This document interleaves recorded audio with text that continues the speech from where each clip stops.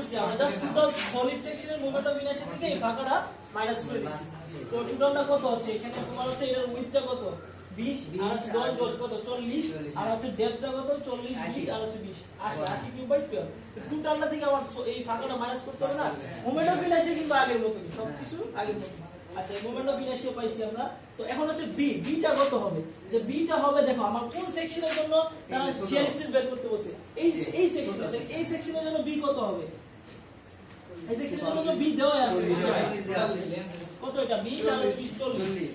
এখন প্রশ্ন হচ্ছে যদি আমাকে ধরো হচ্ছে এই 5 সেন্টিমিটার এই সেকশনে চিন্তা করা বাদ দিয়ে দাও, তো এটা দিল না, তখন তোমার হচ্ছে এই ফাঁকা সলিডের মধ্যেই বলো যে হচ্ছে শিয়ার স্ট্রেস বের করার জন্য এই 5 সেন্টিমিটার কথাটা বললো না, তখন কি করতাম আমরা, তখন জাস্ট হচ্ছে আমরা হচ্ছে বিটা কিভাবে বের করতাম, এই 40 এর থেকে এই ফাঁকা অংশটা মাইনাস করে দিতাম, তাই না?